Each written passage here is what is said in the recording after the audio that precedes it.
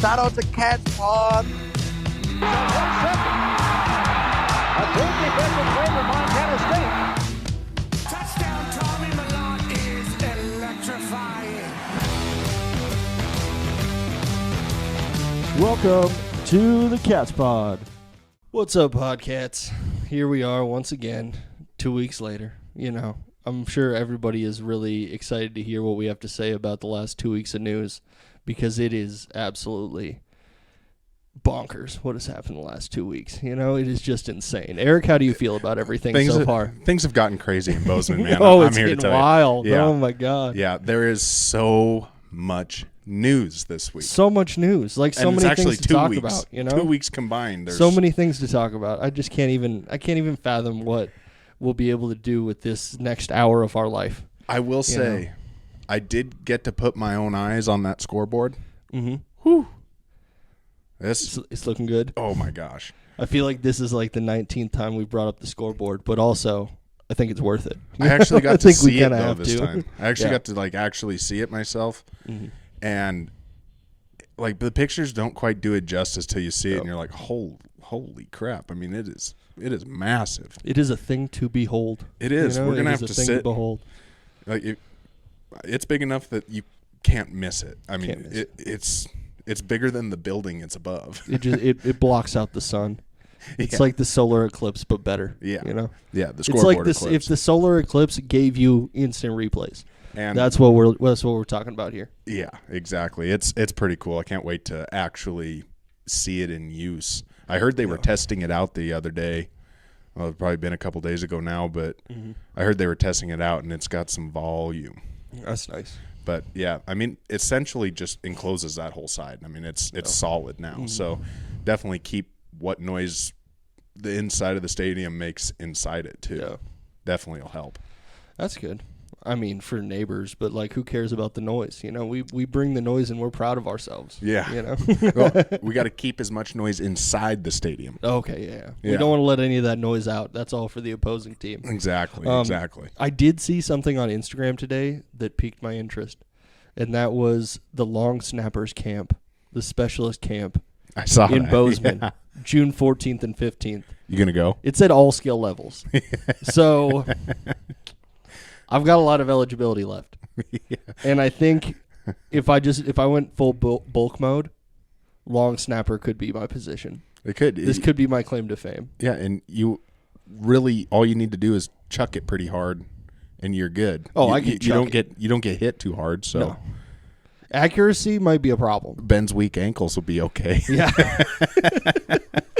the 5 or 6 different completely destroyed ankle injuries that I've had won't make a difference at long snapper. So I think that's where we got to go, and we got a connection there. Yeah. I think Marcus can get me on the team.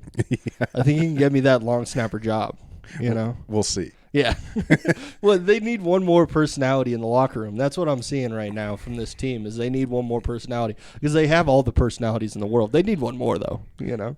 You know, speaking of Instagram, all the players have been putting up that I don't know exactly what you call it, but it's like a theme, and they say post yours or bet you won't or something like that, and it's your hardest college career moment. Yeah. Have you seen all those? No, I haven't. Oh, dude. What is it? Julius Davis is hurdling a dude. It's either hardest college moment or it's coldest college moment or something like that. And it's so every player is putting up like their most badass picture from college. Yeah. And Julius's was hurdling that. I mean, he has a bunch of hurdles, but the one, which one I'm talking about. You know, where he hurdled over the entire conference. Yeah, you know? yeah. That was great. And Another thing. It's like, that was pretty hard. That is the coldest. Nobody can respond to it. That's why I haven't seen it. Is because nobody could respond after he posted that picture. Yeah, I have got quite a quick kick out of it because pretty much every player has put up something that you remember from one of the games. Yep. You know, even going like Willie Patterson, he put one up, and Sean Chambers did. So they're getting a few guys that, you know, Willie hadn't been around in a while, and he's still posting his college moments. The one Willie put up was him smoking a cigar after the Cat Grizz game, and he said the caption on it was like, that second half, though. Yeah. He's smoking we remember that second half. He's very, smoking a very cigar on the fondly, field. you know? Yeah.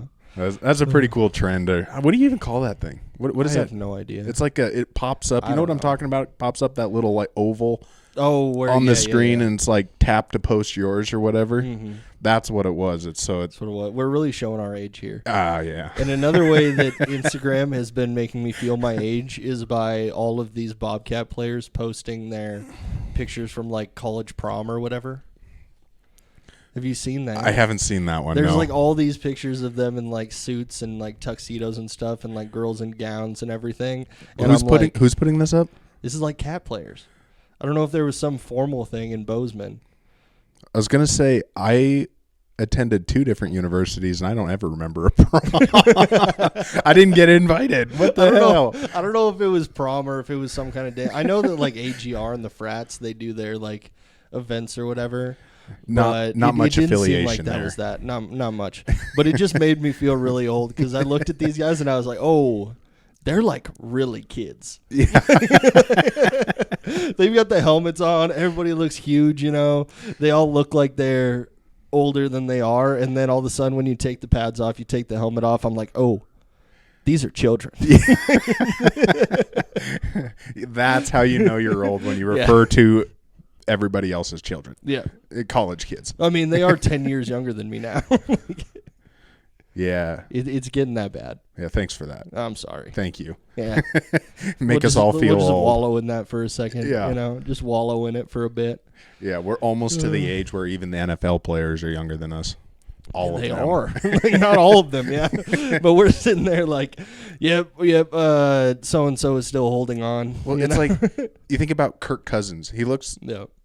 I mean, he doesn't seem like he's only 4 years older than us. Kirk Cousins is 35 years old. No way. Yes. No way. I feel so weird about my life right now. Just looking at him, it's like, yeah, that dude's got to be 42. Yeah. But we do have something in common. I feel like we get just as excited about deals at like Kohl's as Kirk Cousins does. I get just as excited about Kohl's cash, you know? Yeah, speaking of Kirk Cousins, so part of the reason he left the Vikings was because the Vikings told him they were going to draft a quarterback. Yeah. And then the Falcons took a quarterback. I'm sorry, Kirko. I'm sorry. We paid you $180 million, and this guy's going to take your job. I mean, $180 million spends just as well from the bench as it does anywhere else. It does. You know? Yeah. Man, I picked up some Pacificos for a little something different. You were feeling that Cinco de Mayo energy a few days later? I was. Well, we were in Big Fork for something. I can't remember what. Mm-hmm. And went to the Mexican restaurant there, and they had Pacifico on tap. Had one. It's like, yep, pretty good. Yep, pretty good. That's the ticket. So I thought I'd throw a little change-o in the plans. Yep, little change up. It's always good to throw in a change up every once in a while, you know. Yeah. Well, should we start treading into this mountain of news that we have this week? I mean, if we don't, who is going to? I don't know. That's the real question. If we don't, who is going to? I think you should start with your Eastern Montana tour. Okay, so annually, I guess, coaches from Bobcat Athletics make a trip through Eastern Montana.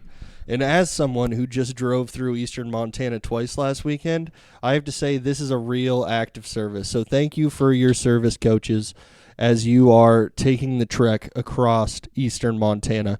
Because if you don't do it, I don't know who will, honestly. I don't know who will. I can speak to that. I don't know how. What? I just said yeah. Oh. Yeah. I've been through there quite a few times, and it is so far between everything, and it's just there's not much. There's really not. Yeah. So kudos to the coaches for going out to the communities really making an effort, because you talk about going out there from Bozeman, there's a lot of miles they're putting on. That's right pure there. dedication right there. That is real Montana recruiting in all of the worst ways. And And really, there's some hidden gems out there, so I'm glad they're going to find them. For sure. You gotta hit all that.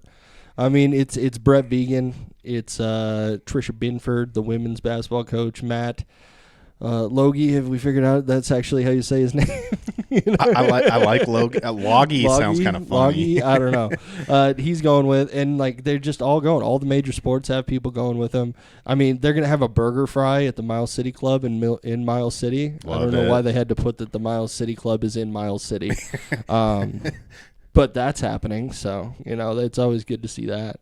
Redundancy. Yeah, redundancy is always good. Then they're going to Glendive, which, okay, good for you. Yeah. Glendive, then Plentywood, then Cottonwood, then Glasgow, and then Lewistown to finish it all out. That is quite a tour. Well, Glasgow to Lewistown, that's a poke. Oh, yeah. I mean, can you even consider Lewistown truly eastern Montana? Isn't it like the dead center of Montana? I'm pretty sure it is. I'm pretty sure the geographical center of the state is in Lewistown. But when we talk about eastern Montana versus western Montana, it's really the mountains are the divide. Yeah. It has nothing to do with geography or anything. It is the mountains are the divide. Yeah. So, I mean, technically we're in eastern Montana. Yeah. I mean, and really, once you get past Lewistown, I mean, you have Lewistown's a fairly decent-sized school. Mm-hmm. I guess you could consider Glasgow, but it's not that big. Glendive is not that big. Miles City is Class A, I'm pretty sure. So those are your biggest communities out there by kind of a wide margin. Oh yeah. All the towns in between there, it's crazy. Last weekend I had to do a fantasy football dynasty draft on the drive back on Highway 2 across eastern Montana, and I can tell you the service was very spotty. Well, there is no service all the way from Malta to basically Chinook. Yeah, I found that out. Yeah, it's just a giant dead spot all the way through the reservation and everything. I also didn't know the draft was happening until my buddies called me like 30 minutes before, and I was like, "Yep, I'm definitely not going to be off the road at that point." Who'd you get? I got Odunze. Woo! I had the number 4 pick, so I got him at number 4. So like not the worst, and the rest of it's a dynasty draft, so it's all the rookies. Yeah. And it's kind of like after the first 2 rounds, it's really just a crapshoot. Like you don't really know who anybody's going to be. So I was fairly happy with it. Who went number 1 overall? Number 1 overall was Harrison. Yeah, I kind of figured. Do you remember the rest of them?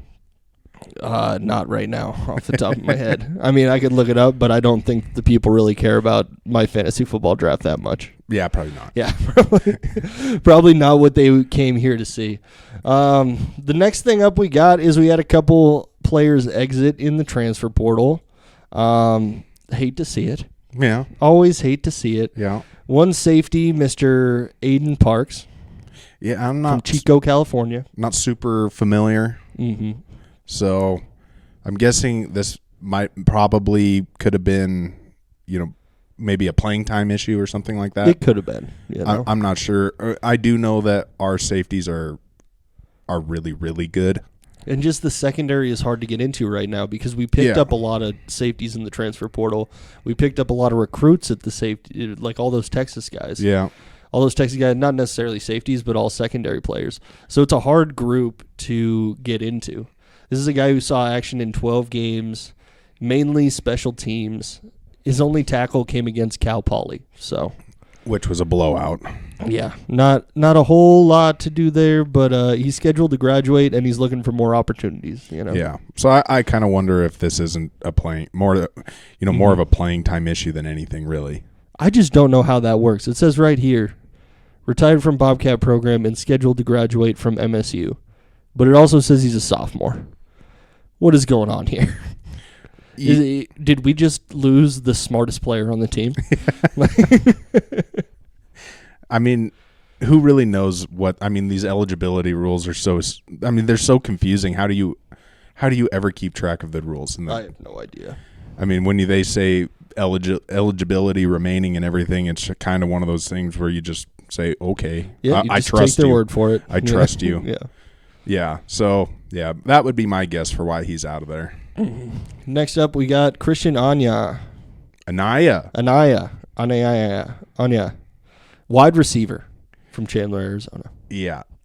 Hate to see it go. He's one that kind of sucks to lose. He's really talented and honestly had quite a bit of production in early in the training camp and everything. It seemed like he was a kind of a highly talked about guy on the team, but I kind of wonder if this isn't a depth issue and he wasn't seeing a road to the field this year. Mm-hmm.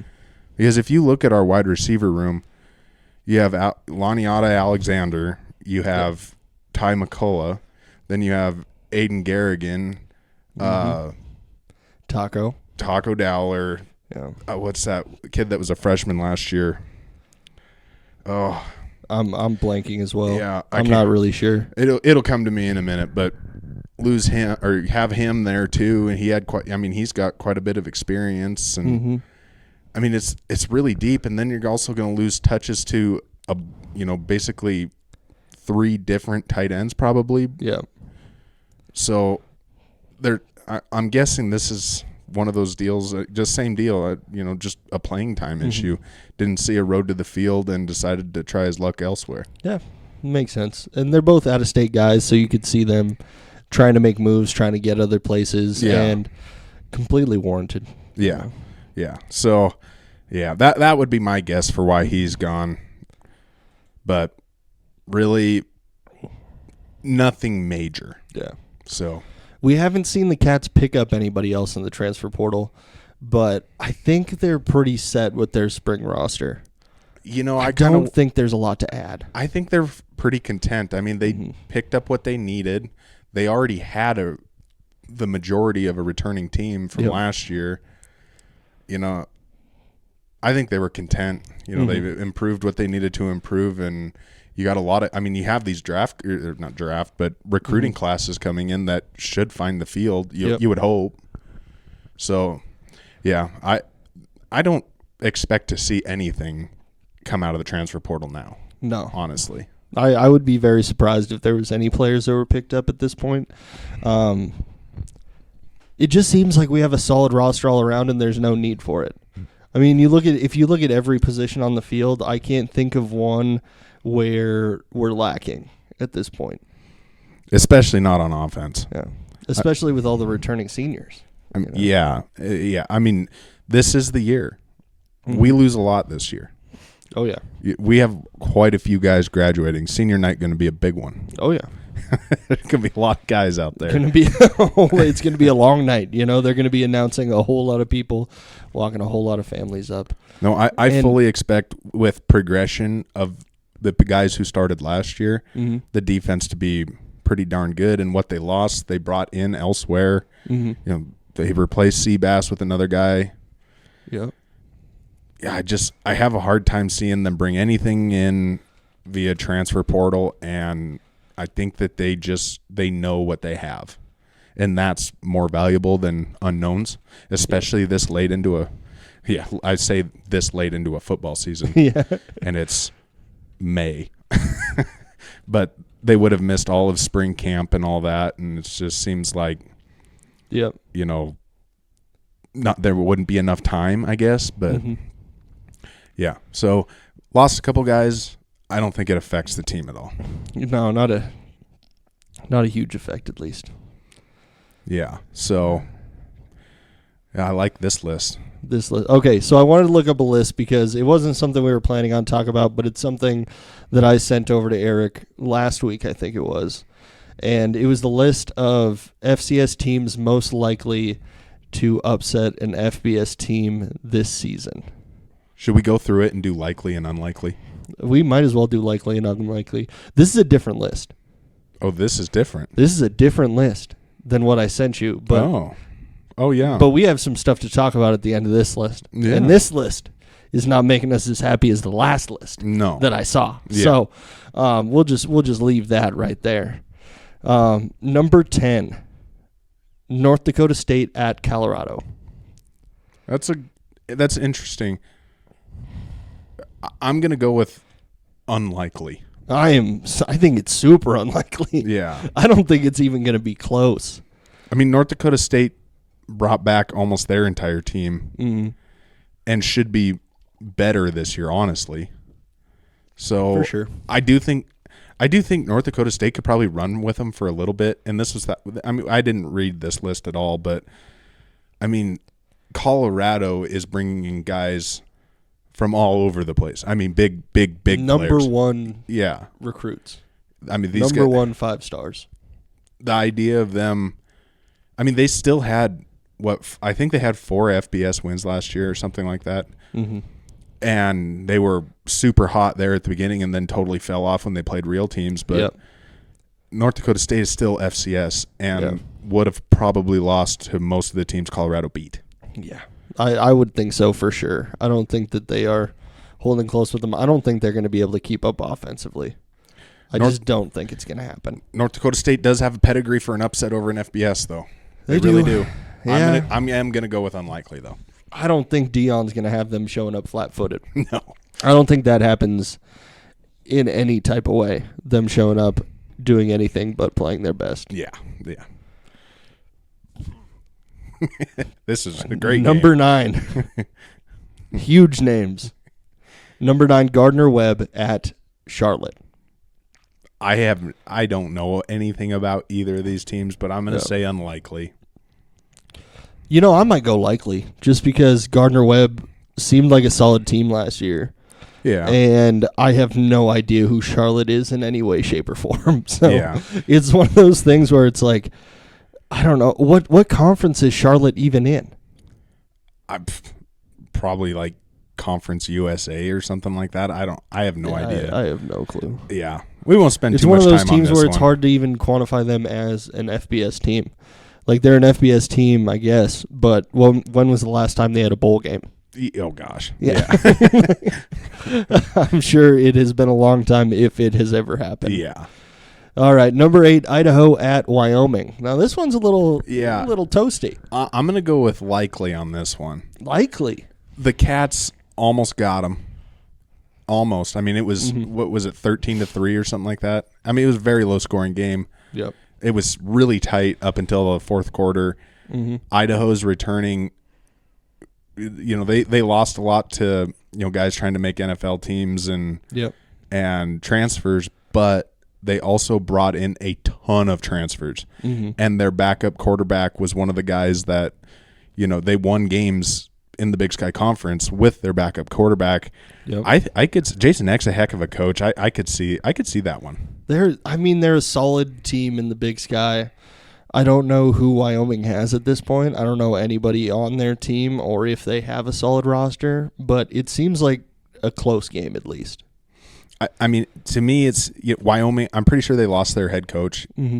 So first-time head coach. I could see this one. I could see Idaho upsetting them. Idaho won an FBS game last year. Yeah. So, yeah.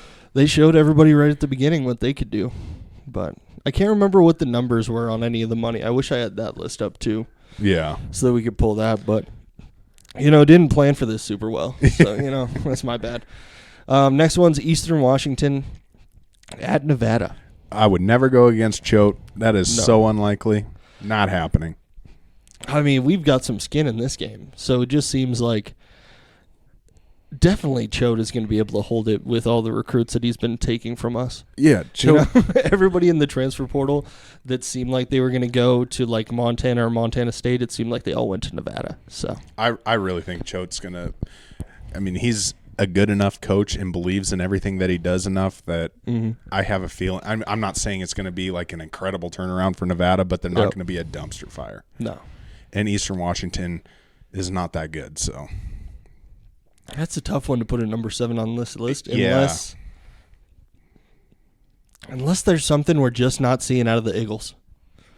I didn't see anything out of their recruiting. I didn't see any huge names. I mean, they could barely keep a football program, so yeah, it is tough. They do have a red field though. Woo. They have a red field. They won't be playing at that red field. It's absolutely miserable to look at, but they have one. It is there. Yeah. All right, next up we have the defending national champs, the South Dakota State Jackrabbits versus Oklahoma State. Bang, bang, bunny gang. Bang, bang, bunny gang going down to the Red River. I just can't see them winning this game. It's too big of a program to actually believe in them, even though they're the defending national champs, even though they have still a stacked roster. Like, it's just tough to see them pulling this one off. I don't know how they could win this game. Yeah. I mean, once again, you're talking about Oklahoma State. I mean, this is a huge football program that's bringing in major guys. And in South Dakota State, how many games would they win? 30 games in a row or something like that? Yeah. So, defending national champions, two-timers. Mm-hmm. I'm not sure there's the horsepower to get it done. I mean, that's a big ask. It's possible, but I'm saying unlikely. I mean, shout out to South Dakota State for just agreeing to this. I'm sure they could find a lot of other games to play early in the season, and just to say we're going to go play against Oklahoma State, I think that's a pretty big deal. Yeah. I mean, they lost a lot of talent. I mean, Isaiah Davis got drafted, and I'm sure there's quite a few of those guys that found their way to training camps and whatnot. Yep. Just doesn't seem like they have the firepower. Isaiah Davis also got drafted by me in my dynasty draft. Let's go. Last pick insider of the knowledge. draft, Mr. What is it? Irrelevant. Mr. Irrelevant. I don't know why I'm blanking on things right now. Mr. Irrelevant, Isaiah Davis. That's my pick, and I think he's going to show up for me. I think so. I think so. Could be. Let's skip this one. We're going to skip over it. We'll just say who they are, but like we also don't know who they are at all. St. Francis at Kent State. I don't even know. I didn't know what St. Francis. I don't know them, so I'm going to say. I don't know, but according to Underdog Dynasty, this may be one of the sexiest Week 2 games to tune into. I love it. I mean, I love the description. You it's had me at sexy. sexy. It's sexy. Let me tell you. Watch out for St. Francis. Shout out to St. Francis. Yeah, I guess. Lake Francis, St. Francis. Shout out. Taking FBS. Taking FBS. All right, Northern Iowa at Hawaii. I think this was like the lowest paid one. Yeah. On it, but they also had to pay for the travel. Yeah. If I remember right. And I was thinking that this was the ultimate move by Northern Iowa because win or lose, you get a free vacation to Hawaii. Yeah. Man, Northern Iowa was another team that was all right. Mm-hmm. I mean, they made the playoffs, but not much more than that. I mean, they lost quite a few games. I don't see them winning that. No. But just reading through here, last year, I guess Albany came in and almost beat them. Albany was good, though. Albany was good, but Northern Iowa, I don't know. They're not very good. What am I? I'm trying to talk myself into it to make it more interesting, and I can't do it. Sorry. Unlikely. Yeah. All right, you happy? Unlikely. Agreed. Trying to make a conversation out of it, but now it's unlikely. Okay. All right. Sacramento State at San Jose State. Man, I could see it, I guess. I'm still going to go with unlikely, but Sac State had a nice team last year. they did. They had a But nice team. I just can't imagine that they're good enough to go down, and not that it's that far, I guess, but to go into San Jose State and beat them. Mm-hmm. I don't see. Sac State is good, but Yeah. I have a hard time believing they're gonna, start the season off with an FBS win. It takes a whole nother level to beat the FBS teams. And sometimes you can catch people off guard, Yeah. but I don't know if that's going to be the case here. I'd probably also go unlikely. Yeah. Unlikely on that one. And now the moment we've all been waiting for. Yeah. And the fact that this isn't number one is a travesty. It's a travesty. It is the only one that got a picture. It's the worst thing that's happened in a long time. It's the worst thing that's happened since the blocked extra point. Thank you for ruining my night. Really appreciate that. You're welcome. You're welcome. Number 2, Montana State at New Mexico. Mm-hmm. Man, I buy into this all day long. Literally texting you about plane tickets. Yeah. Because I believe in it that much. Yeah. It would be super fun to be down there for it, but I also realized, I hate to break this to you on the pod, but I'm supposed to be in Florida that week. All right. Well, I'll go by myself. Yeah. Just the solo blog from Eric Lover. He's going to have to record himself while he's down in New Mexico. I could see New Mexico hanging with Montana State. I really, really do believe that Montana State has the firepower to beat quite a few FBS teams. It's just a mixture of one of the best FCS teams next year against one of the worst FBS teams. If not, a top 5 worst team in the FBS.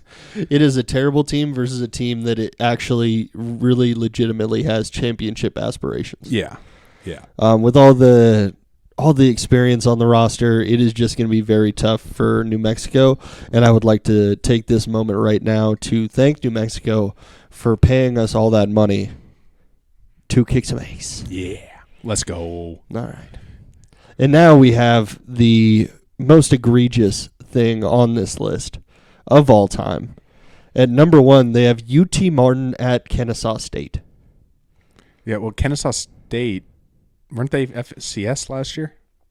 I mean, I guess since this is a most likely to beat an FBS team, it would make sense that they put this here. Yeah. A team that just moved. Yeah. I don't know. I could see it, but the fact that that's the case they're making for the most likely FBS upset is kind of a joke. Yeah.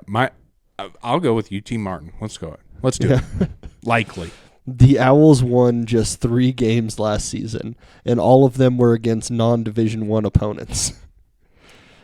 Oof. Not even against anybody in Division I. They really just went for, who is the worst team available.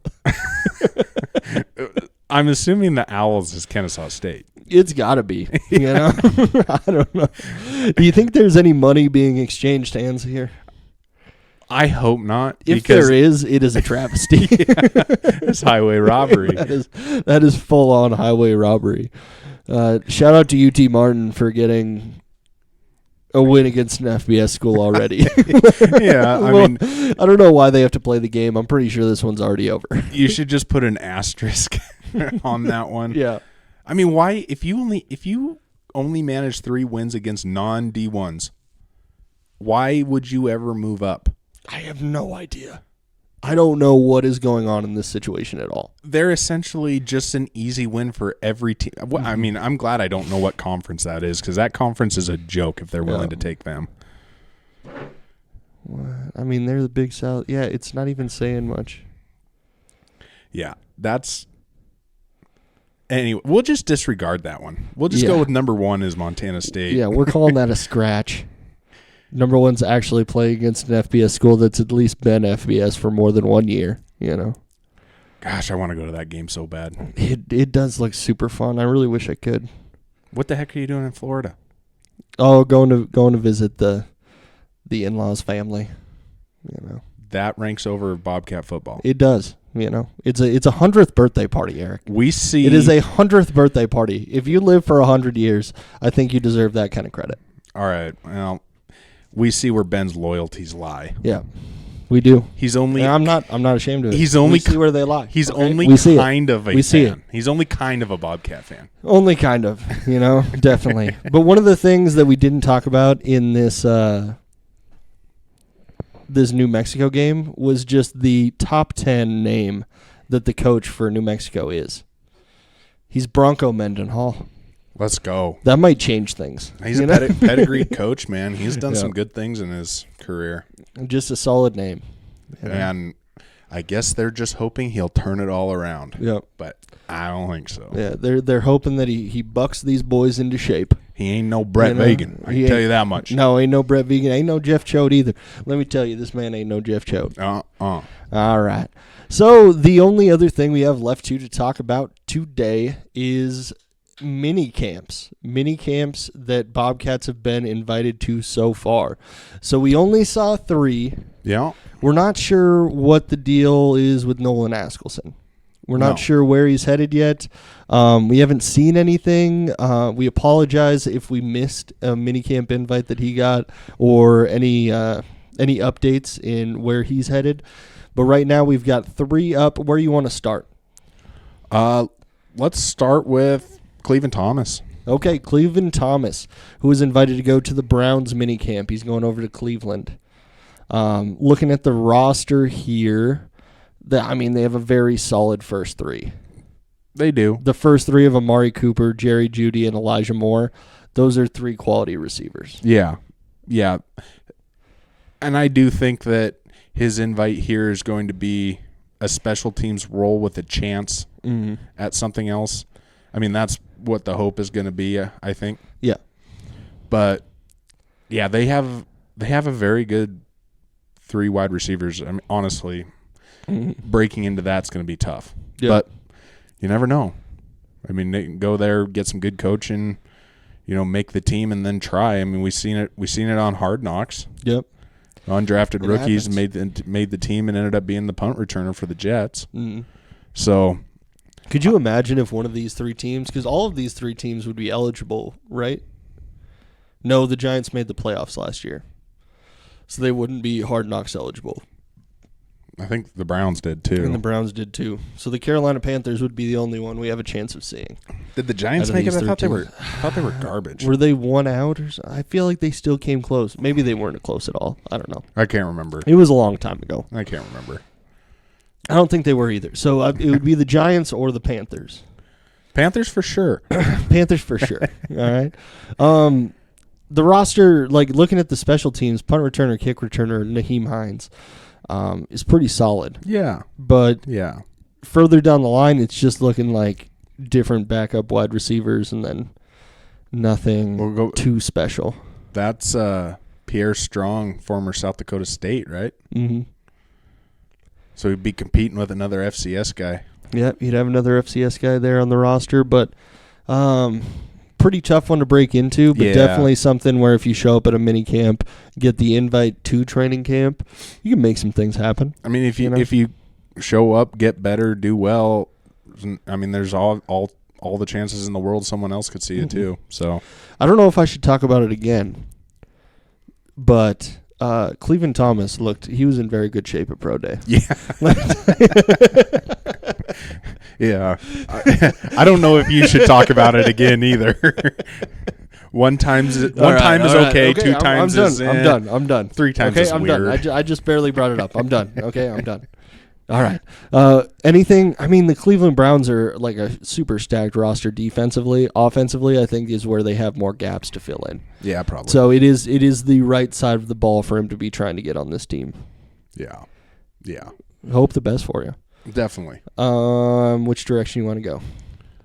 New York Giants. Talk about our guy. New York Giants. The local. Mm-hmm. The yokel local. Yeah. Traden Pickering gets a chance to go to the big city. Yeah.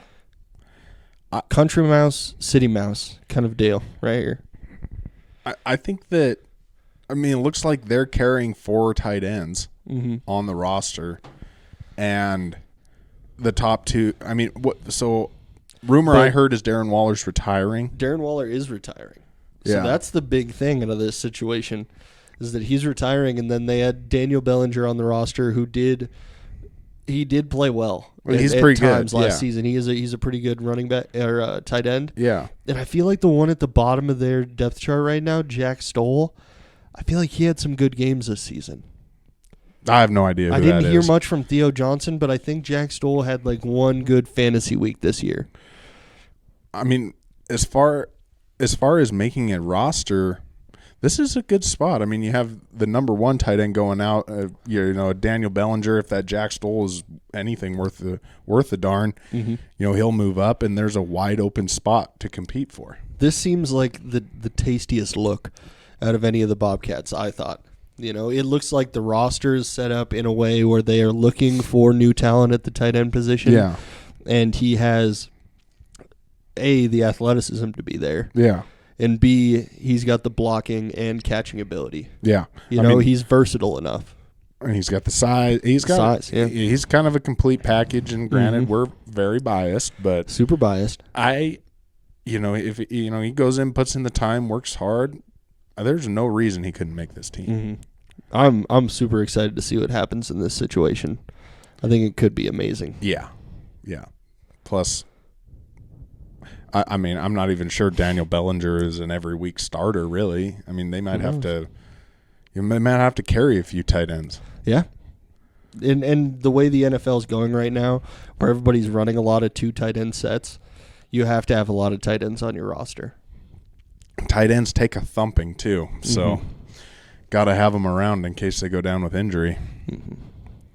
We'll cross our fingers. I like that one. Hope it happens. It's super exciting. Yeah. Last one we have is the Carolina Panthers, which old Sean Chamber of Secrets got the invite to the minicamp. Let's go. You know, excited for him. Glad to see that he has this opportunity.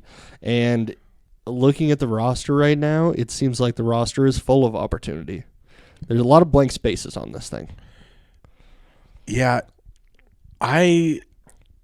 My guess is that Sean Chambers is not going in as a quarterback. I know you say this. I know you say these things, but then I look at the quarterbacks that they're carrying on their roster, and it's only Bryce Young and Andy Dalton. I mean, they have 2. Fairly normal. Yeah, so they're going to be looking to carry, like, they're going to be looking to pick up 1. Yeah. You know, they got one spot, you know.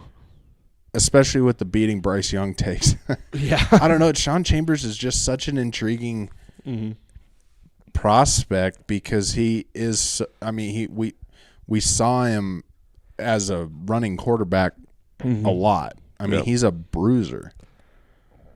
So, I mean, it wouldn't be unrealistic to maybe see a transition to tight end or something. I mean, look at their tight end list.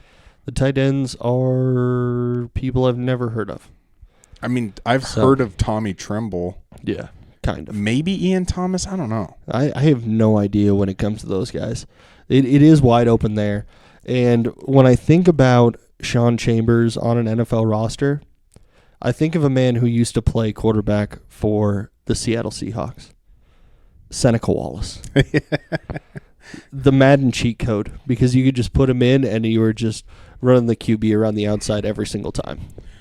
Yeah, I mean, I feel like Sean Chambers would do whatever they asked too. I mean, if they wanted him to play quarterback, he'd be more than happy to play quarterback. If they wanted him to go as a tight end, I feel like he'd be more than happy to do that or do whatever they wanted him to do.